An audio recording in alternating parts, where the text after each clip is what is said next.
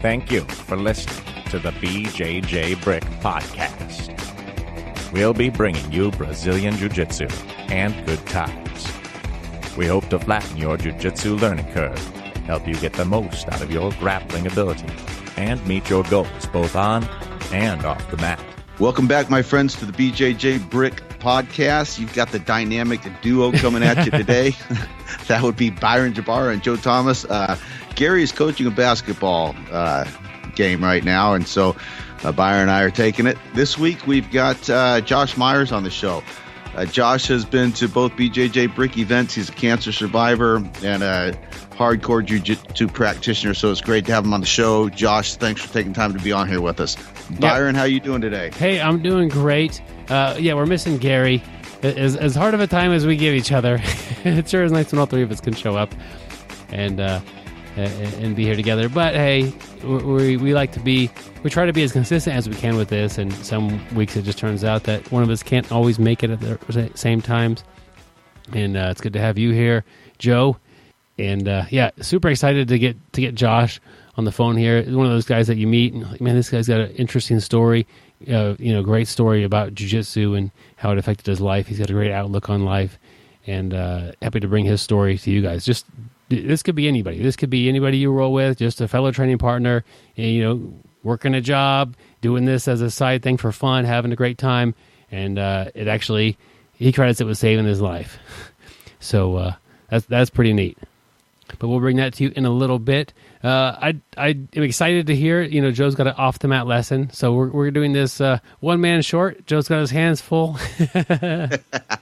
What do you have this week for the off-the-mat lesson? Well, I had an interesting opportunity here a couple weeks ago.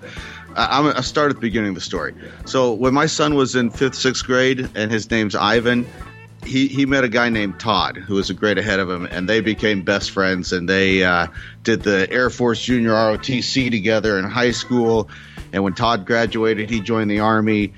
And when Ivan graduated a year later, he joined the Army. So they were in the Army together, and they both got out a year or so ago. And Todd's become like part of our family. He's been real helpful to us anytime we need something, and a great kid. And about 6 months ago, he approached me and said, "Hey, Joe, Vicky and I are getting married, and we'd like for you to do the wedding." And I'm like, wait, do you know me? He's like, yeah, we'd be honored to have you. I'm like, you mean the minister? Yeah. So I'm like, let me think about it for a little bit, Todd. And I called Ivan up, and I'm like, Ivan, Todd asked me to be the minister at their wedding, and is he just having a hard time finding somebody else? And I was like, no, Dad, he really wants you to do it. So I talked to my wife, and I said, man, that's a big day for somebody else, and I'm worried that I'll screw it up. I'm not sure I want this pressure. My wife's like, nah, you'll be fine. Go for it. So I got together with Todd and Vicky, and we had a couple of meetings and decided how they'd like their wedding to look, and my wife and I made the arrangements, and much to my surprise, it turned out to be a perfect wedding for them. I mean, I'm not saying I did a great job, but I did the job that was right for them. And I was pretty relieved afterwards. And what I kind of learned from this, I looked back on and I thought, I'm capable, and this is true for everybody, I'm capable of doing more than I think I am. And that's true for everybody. Your coach says, hey, I'd like a few nights off a month. What do you think about teaching on Friday nights or something? And a lot of people, our first reaction is, oh, I'm not qualified. I don't know enough about it. I'm not a good teacher. And we have all kinds of excuses why we can't or don't feel qualified to do it. And I guess what I just like to encourage people to do is you can't say yes to everything. Sometimes maybe you are underqualified. But when you're presented with an opportunity, at least take some time to consider it. Talk to your support group, your wife, your friends, whoever, and at least give it a good chance. So don't let an opportunity pass you by. I guess that's the life lesson. Yeah, and it sounds like you did a great job, Joe. I think in this sort of situation, you'd be your most difficult critic as far as if you bumbled it up or changed the order or something or forgot what to say, you would be probably more hard on yourself than anybody. But because you feel good about it, I know you did a great job. Thanks. And it's and I would almost guarantee to anybody listening that if you put the work into it, whatever opportunity you're given, I think you'll feel the same way afterwards too. You might think, oh, I'm not interested or qualified to teach a class. But if your coach gives you that opportunity and you put the work into it, I think you'll look back a couple months later and say, yeah, this is actually working out pretty good, and I'm getting something from it. The other students are getting something from it. So great experience all around. Yeah, and in that situation, like, okay, maybe I'll start teaching Fridays, give coach a day off. Well, I can't do that. Well, if you did do that, what would you teach the first day? Well, I would teach sweeps from the guard. Okay, now the week goes by, what would you teach after that? And then have a couple of things. All you could do, if you have just a couple ahead of time, and you have time to kind of work out what you would teach and how you would show it, I think you could just keep, that's basically what we do with the podcast. It is, actually. We just keep that ball rolling, and we grow and get better. We get guys like Josh on here that come in, and we want to bring to you guys, and it's like, you'll make it happen when the time gets there. Yep. I like that, Byron, how you broke that down to look at a smaller mountain instead of Mount Everest. So, yeah, if you say, can you teach every other Friday for the next 5 years, man, that is huge. But if you think, can I teach a Friday night class? The answer for most people is yes. And then if you could teach one, you could teach two. And then you just take it from there. And before you know it, you've been teaching Friday nights for the last 5 years. So, yeah, that's a great way to look at that. Yeah, and you haven't done anything exciting on Friday night other than Jiu-Jitsu. No dates, no dinners, no. But the coach is having a good time. Well, that's broken down for you guys. If you need your training broken down in a different way, I've got an audiobook for you. It's called 6 BJJ Training Games. And I think the main game that we all play all the time is just get a good position and submit somebody. That's what we do when we roll. We try to get to a dominant position and then in a submission. And if you tweak that to where that's not your goal anymore, your goal might be to model your coach's method of rolling. Do exactly what your coach would do. So I'm gonna model, like say Jake Fox's game plan. I might pull half guard. I might try to do a certain sweep he does. I might try to end with a Kimura. Like, these things are not things that I do.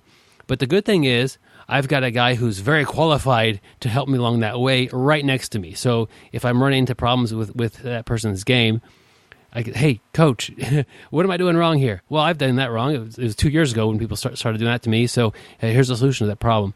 So the benefit of modeling someone else's game is somebody's worked out the kinks already, and you don't have to work and discover everything, little nuance of their game, because and especially if you model somebody whose game is in your gym, it's a great learning opportunity for you. That's just one of the games. Model someone, and there's 5 other games on here. Just change your goals as you roll. So in that example, my goal may not be to get that submission like Jake says. My goal might be to emulate Jake's game enough to where he's like, that's really good. That look like my sweep, and it's a way to grow your jiu-jitsu in a different way.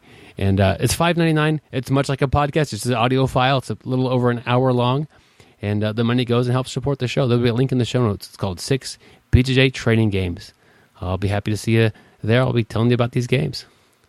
Yeah, and the great thing about the book, you might be listening to this, you might think, well, that's $1 a game. I don't know if it's really worth it. That's actually a pretty good bargain. But it's more than that, because it opens your mind to the whole concept of handicapping yourself or challenging yourself in different ways. I don't know if this necessarily fits into any of Byron's 6 games, but I'm sort of taking positions out of the realm of possibilities right now. I've been kind of lazy and just defaulting to half guard all the time. So I've just set a rule for myself right now. I will not go to half guard first. I mean, if my opponent forces me there, I'll play it. But I'm feet on the hips, I'm closed guard, I'm anything else, because I've just gotten lazy and I just default to that. And if you get Byron's book and you kind of take it to heart, that sort of stuff, it'll just open a whole new realm of possibilities for you. So buy the book, get better at jiu-jitsu. Yeah. Joe, we got on this kick way back when we had Gary on the show. An episode ago, last episode, vast majority of 300 plus episodes. But anyway, we did this thing where we did a Ninja Turtle, but not really Ninja Turtle, one of the artists that is portrayed by the Ninja Turtles. Not portrayed, named after. No, wait, the artist is not named after the Ninja Turtle, vice versa. The Ninja Turtle was named after the artist. But we started with, I don't know if it's Michelangelo, but this week, might as well keep on going with this Ninja Turtle theme here and get one from Raphael.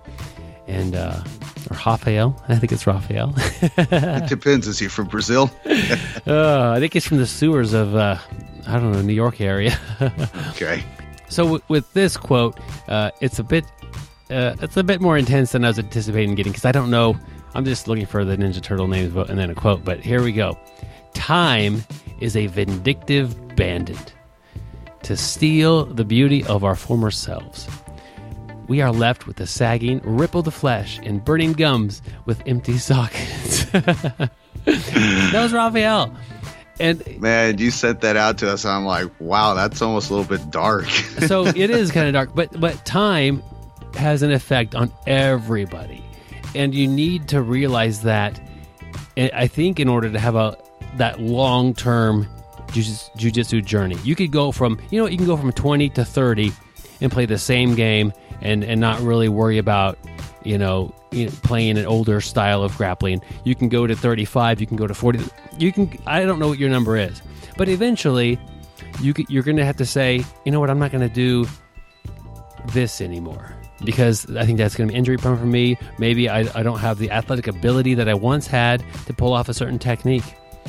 Time is going to affect everybody. And if you just look at some of the great grapplers that have gotten older, they probably play a little differently than they did when they were a lot younger, competing at the top level. And that's okay. I think if we don't make that mental adjustment as, you know what, I'm getting older. For me, triangle choke used to be one of my favorite chokes. But the problem that what happened is I would occasionally get stacked, and then sometimes when I get stacked, it would bother my lower back. And I just said, you know what, I'm going to not do triangles anymore. Because, and I don't know if it's because I'm getting older, maybe my back's just had enough of this, or whatever, but it's the same thing. I had to change what I was doing. I had to take away something I was really good at and replace it with some other things. But if I didn't make that adjustment, I don't know if I'd still be able to do jiu-jitsu in the way that I do it.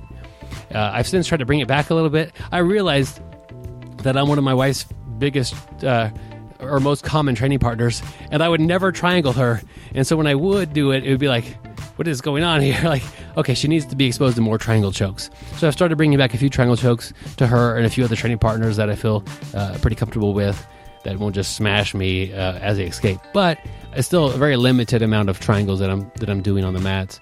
And it's just that was, I think that was an adjustment that I've made to my own game to keep me on the mats longer. Nice. Yep. So that's a great way to look at this.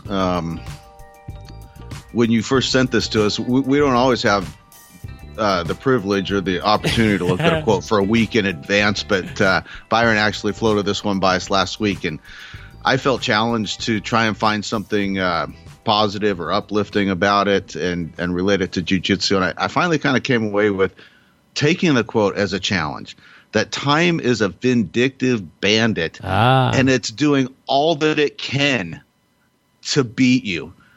Are you going to accept that? Or are you going to go to jiu-jitsu? You're going to train smart? You're going to eat smart? You're going to take care of yourself? That's kind of what I ended up coming away with it. That, yeah, time is always trying to beat you. And are you going to let it happen? Or are you going to do what you can to stave off the effects of time? So, very interesting quote. One of the deeper quotes we've had, I think. Yeah, I like that, Joe. I remember when I was younger, doing jiu-jitsu in my early 20s, I would go to bed sore. I would sometimes drive home and not be able to really look at my blind spot in my car because my neck was too sore to turn. My body would be aching, whatever. And I would basically almost always wake up feeling good. Like in the course of the night, I would get better. That doesn't happen to me anymore. Like if I go to bed sore, I'm probably gonna wake up a bit sore still. And that's just one example of that time thing. But I need to realize that I can't train safely. That, like, I don't know. I don't have the same body I used to have as far as being able to heal quickly, and time is working at pulling me off the mat for more injury time or more banged up time or that sort of thing. Am I going to allow that, or am I going to train smarter, like you're saying, Joe? Like make some adjustments there. Stay on the mat. That's the big thing. If you miss a week of training, you're not just, you could think of it, yeah, I'm down a week because I was too sore, too banged up, but really didn't stay where you are. You might have lost, a little bit of your ability that you had, but you should be ahead of where you are because you missed a week of training. So not only, missing time is really hard on you as far as continued growth in anything. But time's coming after you, Joe. You got to fight it. You got to take it head on, and do your best. And Jiu-Jitsu could definitely be a tool to help you fight off that time from stealing, which you have, and leaving you with a sagging, rippled flesh with burning gums and empty sock. I said it's pretty dark. That's our Raphael quote. And if you're a younger guy listening to this, maybe you're still in your early 30s, and you hear old guys talking all the time, and it's like just fighting one injury after another. And there is some truth to that. But by and large, the guys in their 50s that are doing jiu-jitsu are way healthier, way more capable, way more fit than the rest of our peer group. So like you said, it's a great activity to help stave off the effects of time. Yeah, we got a kid who's probably like around 16, and he's like Gumby. He folds in half and does that stuff. Like I'd be gone for 2 weeks if it did that. He's doing that to himself. Yeah, I watch those kind of kids get caught in a Kimura and their arms clear up behind their head, and I'm just cringing, waiting for something to snap, and they get out of it and they go on like nothing happened. I'm like, I wouldn't be able to use that arm for a month after that. And I don't like to apply Kimuras to people like that either. I don't either. I quit because I am not going to be holding on to somebody's arm when it snaps. I'm not going to do it. Another guy who probably wouldn't be doing that would be our friend Josh Myers. So we've all had the opportunity to get on some mat time with Josh, and excited to bring him to you now. So here is Josh Myers. He is the most interesting grappler in the world. He once started a wave at ADCC. 23 people drowned. He has vowed to never repeat this act of carelessness. He did forward rolls to the top of Mount Everest. He once shrimped so hard he accidentally opened a Red Lobster. I don't always listen to podcasts, but when I do, I prefer the BJJBrick Podcast. Go for the submission, my friends. All right, my friends, I'm happy to bring Josh Myers to the BJJBrick Podcast. Josh, welcome to the show. Again, I guess. Yes. Good to be here again, Byron. I appreciate it. You made a brief appearance on during the BJJBrick camp. You were there, and all three of us really bonded with you, and we're having a good time on the mat. So we brought you on just for a few words in that episode. So welcome back. Yeah, it's going to be great. You definitely surprised me whenever you guys hollered at me and wanted me to come over at the at the BJJBrick event. That's for sure. Yeah, well, I'm thanks. a little more prepared, maybe. No, you did great. That was just anybody wants to go back and check out. That was episode 307. But Josh, tell us a little bit about what got you started in jiu-jitsu. All right. Well, like I said before, I live in a pretty small community, and there's not, this type of thing wasn't really available to me. I knew a little bit about martial arts, but not anything major. And a good friend of mine, Pake McNally, that trained up at Combative Sports Center in Manhattan, moved home, and he was just really needing to get back into jiu-jitsu, and so he decided to open up a gym. And he called me one day and said, "Hey, why don't you come in and let's do some jiu-jitsu?" And I was like, "What are you talking about? What jiu-jitsu? I've never even heard of it before." So I YouTubed it a little bit and was like, "Well, let's give it a try." So I went in and started in the basement of an old junior high, and there was about 5 or 6 of us, and we trained for a couple years there, and then we moved to another town, and we're actually still working out of the basement of an old junior high that was shut down in town, but it's been a wild ride. Been about 4 years since I started, so it's been awesome, life-changing. Yeah, that's awesome. And you say life-changing, but I like the it's a different junior high, but it's still a junior high. That's kind of funny. I never thought about it, but it was like, yeah, we went to one town's shut down junior high, and we went to another town's basement of their junior high. But the school board only makes us pay like $50 a month or something for it. So it was like nice. Kind of hard to turn down. Yeah, and for people out there looking for a place that's very affordable, maybe look at the junior highs. Yes. Just here in Wichita, Gary and I trained at the police academy, and years ago it used to be in a old grade school, and it was just a kind of older building that they got away from. But it was funny because the drinking fountains were really short. So I doubt that's that same thing in junior high, but it was kind of funny to be in an old grade school. Like have to kneel down to get a drink out of the fountain. There's still signs in the hallway telling kids to be quiet, and I don't think there's been any classes there for like 10 years. So that's funny. So you mentioned Jiu-Jitsu has been life-changing. How has it been life-changing? Well, I mean, besides just in general, I've always been an active person. I've always been somebody that's been athletic. But into my adult years, I mean, I worked. I had starting a family. Being active wasn't really something that I was too concerned about. I just, I didn't have a whole lot of time to do that. So getting into jiu-jitsu has really just helped the way I feel physically, mentally.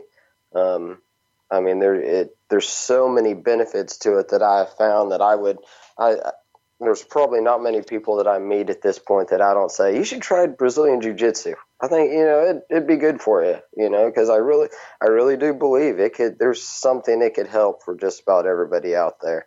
But I guess the main part was whenever I was actually diagnosed with cancer in November of 2017, and it was due to injury that I sustained while training for the Sunflower State Games that year. And, it's one of those things that it sucked that it happened, and I hated that it happened, but without Brazilian Jiu-Jitsu, that injury never would have occurred, and it could have been a lot worse. So what do you mean? What happened that got you injured, and how did that result in you getting diagnosed with cancer? So we were rolling one evening. We'd trained, and me and a guy by the name of Jeremy Nelson, he was a purple belt that was training with us, great guy, and we weren't going competition hard, but we were going fairly hard. And he came around to take my bike back, and as he came around, he happened to just clock me right in the cheek. And I kind of knew at that point, I knew it was cut. I was spitting a little bit of blood out. We finished our round, and it was what it was. I looked at it when I got home, and it was just a cut. I didn't think too much about it. It was inside your mouth? Yeah, it was on the inside of my cheek. So it was from my mouth guard, and it ran right along the edge of where my teeth come together. And it was a couple weeks, probably. It's probably almost 3 weeks before I ever even mentioned the thing to my wife. Honestly, I just kind of kept doing what I was doing. It was no big deal. I'm going to tough it out, just like every man out there. It's going to let it heal naturally.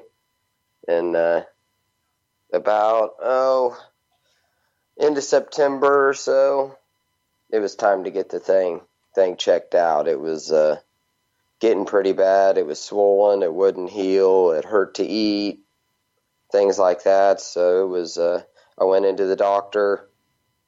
They weren't too concerned about it, but it was a little more than what just the doctor here in town could handle. So he wanted me to go to see a specialist. And I had actually I had just changed jobs, and my insurance and stuff was I had it, but I hadn't got a card yet. So I didn't really want to go to a specialist because all I could think of was how expensive it was going to be. So I pushed it off a little bit longer. We get to the end of October, so I've been dealing with this thing for almost 2 months, because it happened on September 11th. Finally, I decided, all right, let's get in here to this ear, nose, and throat specialist. and went to that doctor's appointment, and they looked at it and asked if he could call in a couple of his colleagues to look at it. And I'm thinking, okay, all right, this is getting a little bit weird. Man, so they come in and look at it. And at that point, they decided that they wanted to do a biopsy. And they were pretty positive it wasn't cancer because, the risk factors just weren't there. I'm a light drinker. I don't smoke. I don't chew. None of those major risk factors were really there. So they were just pretty sure it wasn't cancer. But so they do the biopsy. They told me, it could be a couple different types of cancer if it was, but they really didn't believe it was. So they send me home that day. Pretty shaken up, to be real honest. Cancer had never been thought of. That wasn't something that I was concerned about. I was expected to go in and get stitches or something. Yeah. So Josh, it's hard for me to understand. Okay, so you have this cut inside your mouth, and it seems like the night you got the cut, you looked at it, I'm sure. How long did you think it was going to take to heal? A couple of days, or was it like a pretty bad thing? Honestly, it was pretty bad. I was honestly thinking it'd be a couple weeks before it was completely healed. Man, okay. But generally in your mouth, they seem to heal fairly quick. You think about things like that, a couple of days, usually they feel better. And I just kept pushing it off, and okay. Yeah. So now it's been quite a while. And yeah, it's been quite a while at this point. We're talking the end of October. Finally, they come in on November 9th, and they called me back finally. We get the call, and he says, all right, it is cancer. Okay, well, and he said, but that's all we know right now. We don't know the kind, and there's a good chance that it could be what they considered an HPV-related cancer. Apparently, which an HPV is an STD, and nobody wants to be diagnosed with an STD, obviously, but at this point, if that was the cause of the cancer, that was a good thing. So I was, we were kind of hoping for that, and they said, well, it'll be another 3 days before they get that result. Okay, man. So that's gotta. You keep getting this news, and you have to wait to hear the answer. Yes. It was a pretty, stressful. It was horrible. Yeah. I looked at my phone all day long. Anytime I heard a phone ring, I ran to my phone. Looking at it, wondering if I should call. Things like that. So they finally call me back, and he tells me that no, it's not a HPV related cancer, that it is a squamous cell carcinoma, which is basically just your average skin cancer, or a strain of skin cancer. So, at this point, it's okay. Well, how did this happen? So is that so? I think of skin cancer, and I think of like a sunburn, and then a mole appears. Was this like the skin inside your mouth, or was it? Yep. Okay. There's actual skin inside my mouth. Yeah. Okay, so I've never heard of that. So. yeah, and man. Apparently there's just not a whole lot of it out there. Okay. It isn't something that they do a whole lot. So after I got that diagnosis, they said, well, we want to send you to the doctor there in Wichita. He'll look at it, and then we'll see what he wants to do as far as surgeries go. And they said, there's a good chance that he could still just go in there, cut it out, be done with it. Okay, so that's, that was a positive thing. So we go up there, and he looks at it, and within 5 minutes, he said, I really don't have anything I can do for you here. He said, man. I'm going to call up to KU Med Center in Kansas City. I said, okay. So you keep getting pushed up and up the chain of... Yeah, it was crazy because he said there was only 2 teams. It was going to take a team of surgeons, and there was only 2 teams of surgeons in the United States at the time that were performing the surgery that needed to be done. One was in Kansas City at KU Med, and one was down at Houston. So it was like, all right, well, I guess KU, here we come. We're going to see what happens. So we headed up to KU and met with an oncologist and did all my scans and everything up there. And they, at this point, started, we set my surgery date for December. So I was diagnosed in November 9th, and it seemed like it was a slow process, but within a month, December 15th, I was set for surgery.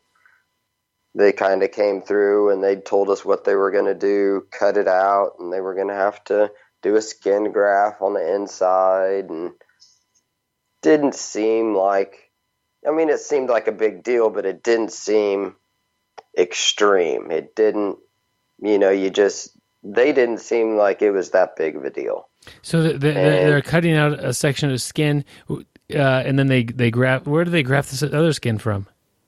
So there's actually on my forearm of my left arm, they took out probably a 3-inch by 3-inch graft right there. That was actually a tissue graft, and it has the fatty tissues, it has the blood vessels, it has all that stuff because they needed all of the plumbing and everything for the blood vessels and all that to go inside my mouth. So they were cutting it out of the inside of my mouth, and they were putting this piece in there to try to replicate that type of skin. Okay. Man, okay. Sorry, I didn't mean to I was just curious how that worked. It's a crazy process. So then I have this hunk of skin, this hunk of tissue out of my left arm that they had to do another skin graft off of my leg and actually put that skin over the top of where they cut out that tissue. So are they just taking like a layer or 2 of skin, or are they taking pretty deep? Like, I don't understand how you heal from something like that. On my arm, they took very deep. Like, I can still to this day look down and I can see my tendons through the skin. It's that thin. But the tissue that they actually put in my mouth was probably a 1/4 inch thick. Okay, man. They took it all the way down to muscle. Okay, and then your leg was to help kind of bridge that gap as far as. And the leg, that was simply like they didn't even take hair follicles. It was such a thin piece of skin that they took. It like the hair is still there on my leg. It's weird. Yeah, it honestly just looked like somebody kind of like you just got to skin your leg just a little bit, and that was it. Huh? Just to help you help that heal on your arm, but not really. Yeah, pretty much just to cover it up and make something. That was just to basically cover up the spot. Okay, man.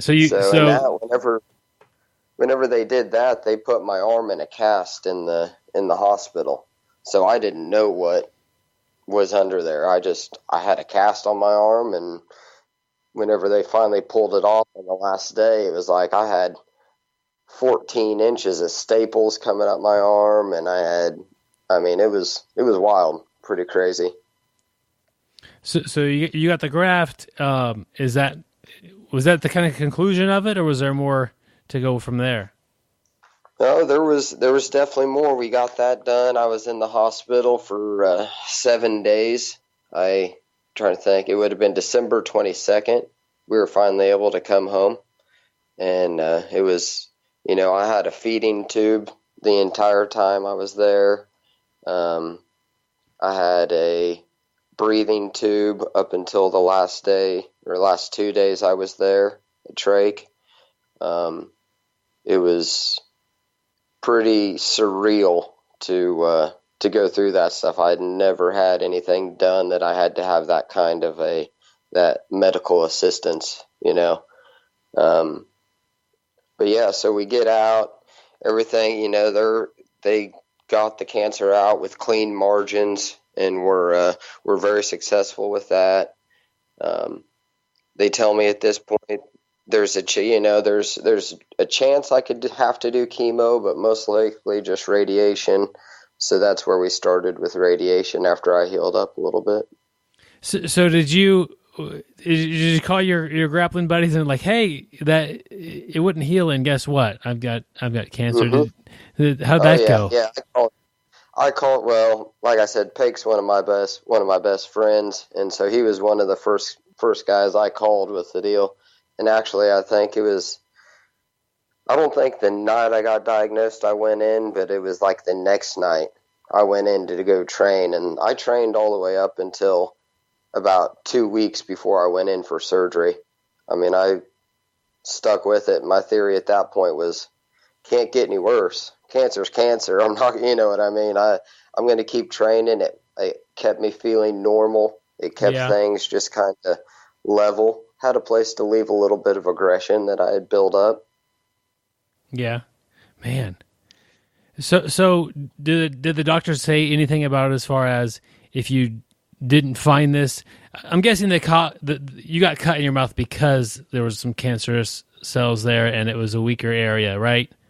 Is that? Yep. Is that accurate? You know, what they were saying is basically if I wouldn't have gotten hit and gotten a cut inside my mouth, that there was a good chance that those cancerous cells would have just sat there and kept incubating, because whenever they did the surgery, they take out any lymph nodes that they around the affected area, and then they send those in and they check them for cancer cells. And there was, out of the 56, I believe, lymph nodes they took out, they found cancer cells in 2 of them. So thankfully, you know, like they said, if I wouldn't have got hit in the mouth, it had already spread to my lymph nodes. Once it gets in your lymph nodes, it just goes lymph node to lymph node to lymph node and can affect everything in your body. So I was very lucky that I got smashed in the face, if that's a weird thing to say. Yeah. Did they say like you actually caught it early? Do you think you've had it for like quite a while before you found it, or did you just recently? It had definitely been there for a little while. They never gave me like a, we think it had been around for months or anything like that, but they said with it having already had been moving into the lymph nodes, that they would assume that I had it for a little while anyways. Yeah. I'm kind of getting, just because, Jiu-Jitsu is not like the roughest thing we could do with our bodies, but it's kind of a rough thing where we put ourselves through a little bit of discomfort and we stress our bodies physically, and just that caused you to find this. And I think that we should all just kind of be aware of that with ourselves. Like it's a healthy thing to push your body a little bit and to be a little bit uncomfortable sometimes, and to occasionally get cross-faced, as long as you're not doing a lot of damage to yourself. So looking back, that was actually a great thing that you got bumped in the face or whatever. Yeah, definitely. It's that's what I always told my wife. I said, jiu-jitsu is not a contact sport, but we definitely make contact. It's not it's not, I would say that is it's not a striking sport. It's not a strike. There, it's not a striking sport. I like that. Yeah. But I would say that just getting out there and pushing your body like that, you can. It's definitely a benefit to your health for sure. Yeah. And then I think, you're like a lot of guys. We get something like an injury, or we don't feel real good, and we, a lot of guys, probably women as well, but I think guys are typically worse at this. We ignore it. We just want it to go away. You've been cut a million times, I'm sure, and it heals, and it's not that big a deal. You don't want to take time off. You don't want to, the insurance thing is in between, whatever. Like, and I think that part of jiu-jitsu and part of being a little bit banged up sometimes is maybe we're more sensitive to how long should this this bruise or this cut or this achy shoulder take to feel better again? And when it doesn't start to do that, we need to actually like pay attention to that. Like, oh, this is actually worse than usual, and look at getting maybe some help. There's being tough, and then there's just being ignorant at ignoring your body, I guess, you know. And that's definitely something I've had to find. I'm a type 1 diabetic also, so I kind of won the health lottery whenever it came to things like this. But you really got to pay attention to your body and let it, you know, if it's telling you something's going on, there's a good chance that maybe you ought to look into it. So really, because you were on the mat training, you could actually say that, you know, Jiu-Jitsu saved your life.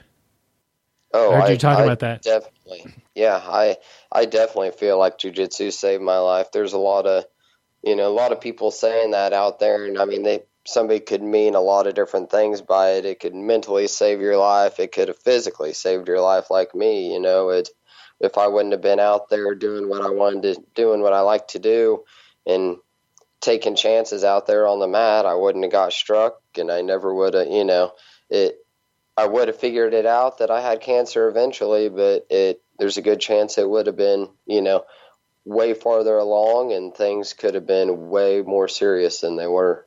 Yeah.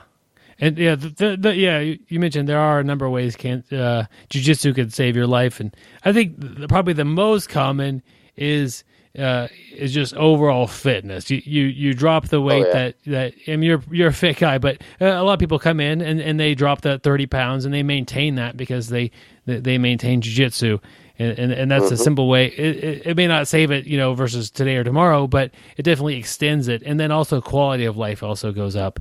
Not only are you doing something that you enjoy, but you should get a few more years at the end of your life that are of better quality and longer as well. Heck yeah. That's I seem to find, you know, a couple guys that have come in and trained with us, they're losing weight, and the more weight they lose out there, the more drive they have to keep coming to class and just to keep working hard, and they want to see a difference. You know, they want to. Jiu-Jitsu is something that you can see and feel that difference as you're losing that weight. You know, these guys are they can really get motivated by it. Yeah, man, that's great. And you're also an active guy, so you train quite a bit, and you've been competing as well. Mm-hmm. How's that going? Yep, it's not too bad. I got into my first tournament this year for the year. I've done a handful of tournaments, but got into my first tournament for the year. This last would have been at the Wichita Summer Showdown Fuji tournament, and managed to pull off a bronze medal. So I'm pretty proud of that. And I've done a Tap Cancer Out tournament, which is an amazing tournament if you ever have a chance to do it. They don't do a lot in the Midwest. They're kind of East Coast, West Coast. I did one in St. Louis, but they're a big fundraising tournament. I think the tournament I went to, we raised like $40,000 or $50,000 to go to a foundation called Alex's Lemonade Stand, which is basically a foundation that does research to cure juvenile cancers. And it's just it's a great foundation to be a part of for sure. And I've been trying to I sent them an email trying to explain to them that I think they could probably put together a pretty successful tournament in Wichita, but we'll see if they grab onto that. Yeah, that's great. And if you have the opportunity to go to such an event like that, definitely recommend it. And support that cause. And you know, I know those organizations that do tournaments, they look at the calendar, they see where they could get the best bang for their buck for doing, you know, X amount of tournaments a year, and sometimes it's hard to figure out where they want to put those. But that's awesome. You're out there reaching out, trying to influence them and pull them here. Well, I know that in the Midwest, it seems like we have, at least in my small community, we have been seeing more and more of the cancers, different, you know, lots of breast cancer, prostate cancers, things like that. And I know there's the support that even my small town can give people is just amazing. I mean, you're talking about a town of less than 1,000 people. And I mean, they came together and had a benefit for me whenever I was diagnosed and raised almost $30,000 for me, out of like I said, out of this small community. So, I feel like, you get a tournament like that Tap Cancer Out where they give you the option that I didn't pay to be in the tournament because I raised money for it. So I went out and I raised $350, and that was my entry fee into the tournament. So, it's kind of one of those things I really feel like they're, if they came to this part of the area, that they could really do really well, because people are willing, they're pretty generous when it comes to things like that. Yeah. Josh, I really appreciate you being on here and sharing your story. I do, I want to get something else out of you here. So you had your experience and that fight with cancer, but let's just say from the other perspective, a teammate is having a battle with cancer. How could somebody, what would you say to be a good teammate, to be a good supportive person? What could they do to help their teammate that's fighting cancer? Just be there for them, send them a message, give them a call. That was my teammates were calling me every other day, sending me text messages every day, seeing how I was doing, sending me pictures from the gym. They were there constantly. Pake, he came, he drove 45 miles to Kiowa to come and see me, once a week or whatever. Just let them know you're there. There's not a lot you can do besides just show your support, and, let them know that if there's something they need, you'll do what you can do. Yeah, there's not a lot. Yeah, I've also grappled with Pake. He's come into Fox a couple times, and great guy. But there's not a lot Pake can do to get rid of your cancer. But there's certainly a lot he could do to lift your spirits and make you feel like you got a teammate in this fight. So that's great advice. And that's in a bigger gym, you're looking at the coach to like, hey, coach, I'm gonna be out for a while. It looks like I've got cancer. The coach should ask, well, can I share this with the team? That sort of thing. Yeah. And then hopefully that would be a thing that you're comfortable with, and then you get hopefully some support from your teammates, and that's what I mean. A good teammate would do. Reach out and support that person, and it doesn't have to be anything crazy, like you're saying. It could be just a message in the middle of the day, because I imagine with this amount of unknown and uncertainty, a good positive message in the middle of the day or at night, whenever it is, really can hit you pretty well and feel really good. Yeah, it definitely. There was definitely some times that I was feeling pretty down, and I'd get a message from somebody that maybe hadn't even talked to me for a while, and just them saying, hey, heard what's going on, we're thinking about you, let us know if you need anything. And it feels really good to have that kind of support, and have just to know that somebody's thinking about you out there that isn't direct family, or isn't, somebody that's around you all the time. Yeah. That's awesome. It doesn't have to be necessarily cancer. Any of your teammates going through a hard time. No. Just a kind word is pretty easy to do, and it can go a long way. So that's great advice. Any advice for somebody who's actually going through this type of a thing? One thing that you got to remember is you can't let a diagnosis define you, whether it's cancer, whether it's, being diagnosed with diabetes or some other sort of disease of that kind. You just got to continue doing what the normal is, and that was a hard thing for me to find, was what normal was, because normal changed. It was, things are different, but I'm finding a new normal, and that's just, you got to focus on that. And you just got to focus on staying positive. That's another thing. The power of positive thinking. You it's real easy whenever you're diagnosed with cancer or something like that, just to get in a slump and be this super negative and be, but you gotta think positive, and you gotta stay upbeat. You can't slide into that negativity. Yeah, and that's great that you were able to do that. It sounds like you tried to get on the mats as much as you could, and it sounds like some of your teammates were very supportive. That also would probably help with your being positive, is getting those, that contact with some of your teammates and friends and family. Oh yeah. So, man, I really appreciate you coming on here and sharing your story. Any final thoughts or advice you want to share with the audience? I don't think so. I appreciate you having me on. And, like I said before, it's just, if you got somebody in your gym that's going through, like you said, going through anything, it doesn't have to be cancer. It doesn't have to be, anything that serious. Let them know you're there for them. Reach out to them. Sometimes will make all the difference in the world. If somebody wants to get a hold of you, ask you something, what would be a good way for them to do that?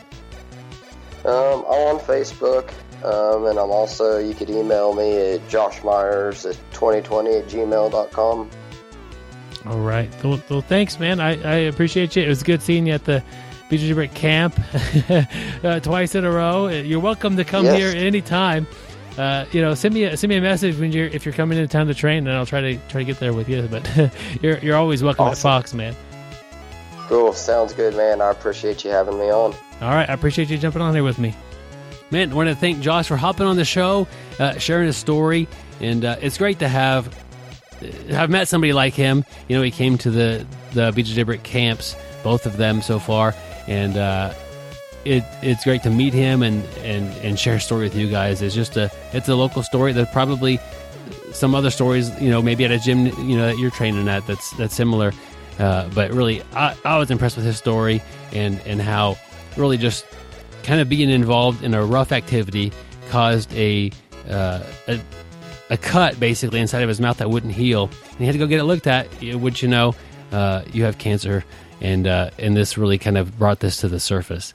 And without jiu-jitsu, if he would have been working at a desk job all day or doing something that didn't cause any that physical wear and tear, or that get out in the rough seas type of activity that make you a good captain. If he wasn't putting his body in spots that pushed it, this might not have got discovered for quite a while. Yeah, and I've got to assume that it was instrumental in his recovery too. I mean, jiu-jitsu is such a good social environment, and physical exercise is good for you when you're going through tough things, and going through cancer can be tough and depressing. And I'm sure getting back on the mats when he was recovering was just a really good thing for him. And he's a great guy. Yeah, and with a great team there as well. Well, Joe, we're kind of making a possible change to the format of the show a little bit. We like to do an article just because it brings in other people's opinions and it brings in different content we wouldn't even thought about. But we also like to do a question and answer. But really what happens is the show gets kind of long. So maybe we're thinking either one. And this week we have just a basic question about what's the first top dominant position I should be working on? And that's an interesting question. The first position from the bottom would probably be guard, or being able to escape to your guard. But from top, you have the option of being side control or mount, or trying to transition to the back from a top position, which is it's a great way to get to the back. So there's a few options you have. Joe, do you have a preference, or do you have an example of somebody you've seen pretty early on in jiu-jitsu, maybe the first 6 months or a year, and what they work from the top? That's a good idea. Well, I have some thoughts on this. You and I have been talking recently about how sometimes we get stuck in the first position that we have success with. And so it seems like for most people, the first top position they get good at is side control. But unfortunately, they get stuck there a little bit. So as I'm rethinking this whole thing, I'm thinking that side control is probably the first position you should work on. It's the first one you come to generally as you pass the guard. But when you work on side control, and this is I'm rethinking my own game, and I think instead of working on submissions from side control, your focus should be on securing side control and then advancing. As important as it is to learn how to, say, attack the far arm, you also need to learn how to pop up the knee on belly. You need how to do a reverse scarf hold and then go to mount, figure out a way to take the back. I think oftentimes we get top position, and what we're really looking for is smother, dominate, submit. And that's not a bad way to do it, but I think you really need to explore the whole hierarchy of positions. Yeah, that's interesting, Joe, as far as not working on a particular submission from there, but continue on. I don't know. It possibly depends on what you enjoy the most. I see it a lot of new people will get side control on me, and they pull that trigger to go for the arm bar or to go for a Kimura so fast they don't really have time to set it up. And it might be some value to learn how to pin that person there, to develop that strong side control. It's like, man, this is hard to get out of here. This guy's fairly new, but he's doing a great job of controlling my couple of escapes that I have. Because usually, if you're fairly new and you're up against somebody who's got a decent amount of experience, and you try an actual attack, an arm bar, or something like that, some space is created, and a pretty easy escape is achieved from the more skilled person on the mat. So I don't know, maybe just staying tight, applying a bit of pressure from that side control. If that's where you're ending up, if your guard pass brings you right to mount, that's a great spot to be too. But if your guard pass brings you to side control, which is pretty common, maybe learning how to control that position and that person. But yeah, ultimately, it's really hard to finish somebody who's significantly more skilled than you from even side control. It's a great spot to be. You're pretty safe, but learning how to kind of get a good handle on the dynamics of that position without getting too excited too fast and just going for that submission. Because in reality, I think a lot of times back in your head, you're not going to keep it. Okay, I finally passed his guard. I got about 10 seconds till he's escaping. If you can make that 10 seconds 20 seconds, and then in a month or two make it 30 seconds or a minute, if you can hold somebody for a minute in side control, that's an amazing accomplishment in Jiu-Jitsu, especially if they're skilled. So I'm not advocating just parking there and just smashing somebody for the entire time, but working in position, dealing with their escapes and learning from there. That's a good way to learn Jiu-Jitsu. Yeah, I would give that a double endorsement for the smaller guys specifically. If you're 170 or less and you're typically rolling with guys that are 190, 210, 220, if you can keep those guys on their back, if they've got some skill and you can keep them on your back, you've really accomplished something. And go for that. Yeah, Joe, you're a guy who likes knee on belly, and I've definitely experienced that with you. Is that just a little bit too tricky to pick up early on? Oh, I actually don't think so. I mean, it might not be the simplest thing, but I don't know. What is it? It's like an explosive push-up to you got your knee on the belly. And if it fails, you go back to side control. Yeah. So I don't know. It's worth playing with anyway. Yeah. Just know that you're in a good spot. Don't be in too big of a hurry. And like Joe's saying, play around, see what you find. But I'm always like, you get there, somebody gets there on me, and they're fairly new, and they just waste it so fast on an armbar they didn't really stand a chance at. Like, they never isolated my elbow, but they tried to armbar, my forearm instead. Like, you should have stayed in side control a little longer, man. Yep. And that's a concept that applies to the whole of jiu-jitsu.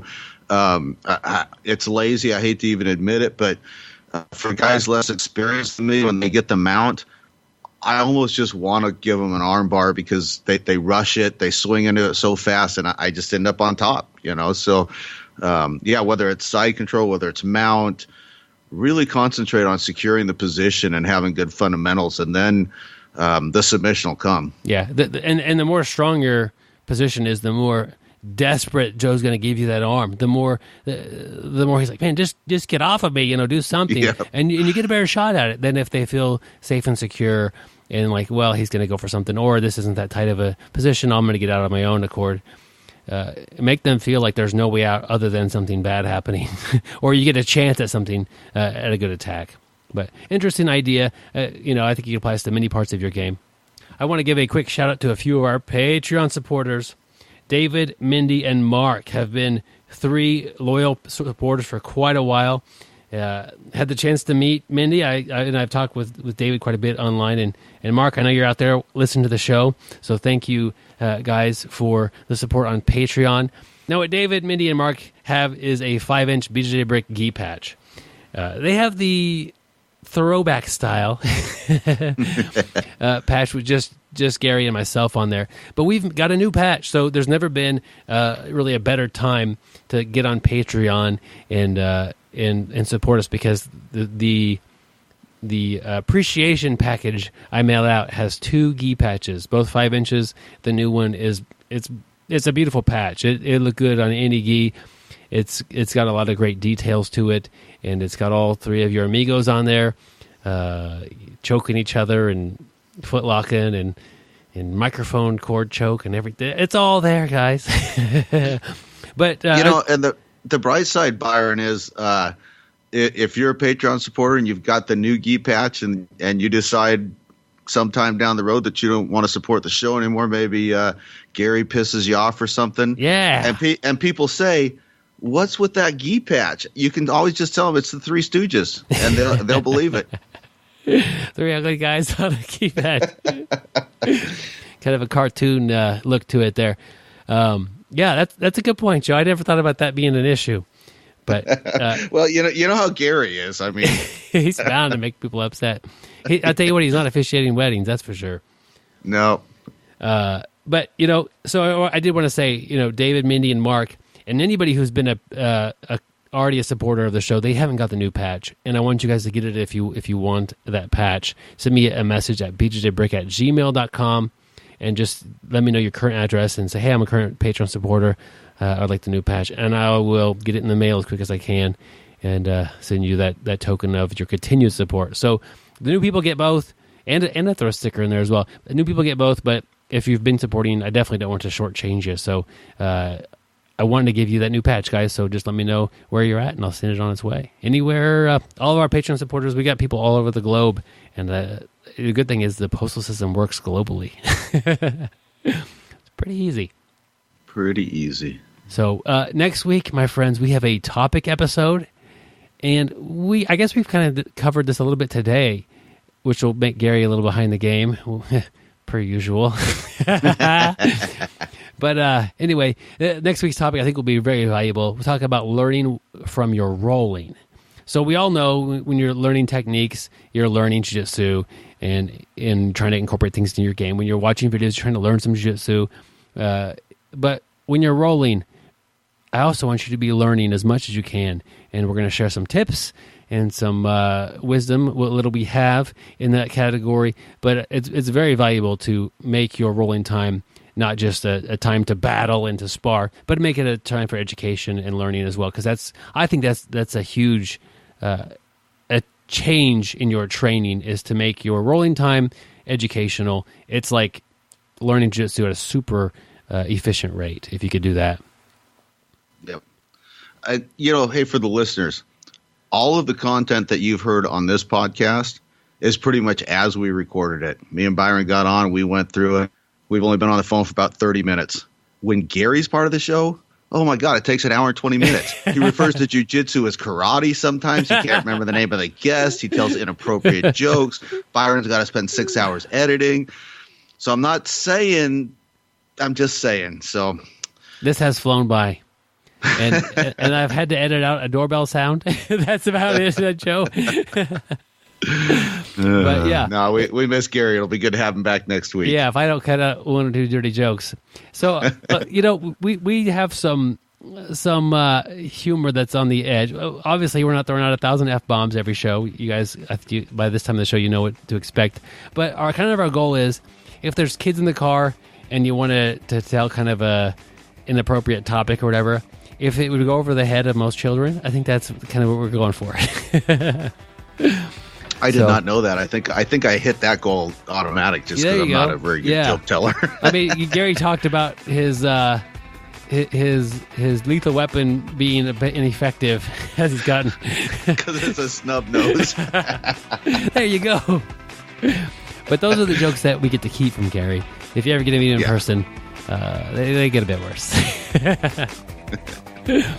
But he'll hopefully be back next week because with the topic episodes, we really need all three of these stooges pulling their weight to make them really work well. So we're hoping to get everybody back next week. I don't know why we wouldn't. But anyway. Yeah, since we can't muster up one great mind, three mediocre minds we'll have to do so. But there'll be a lot more editing involved on my end. That's part of the game. But until then, stay sweaty, my friends. Don't forget to shower. Well, okay, you got Gary's part. Your part's a little bit harder. It's train smart, train hard. You got to do both. Don't forget to shower. Train hard, train smart, get better, guys. We'll see you on the mat. There you go. Thank you for listening. I hope you find the time today to roll. After all, the best way to get better at Brazilian Jiu-Jitsu is to do Brazilian Jiu-Jitsu.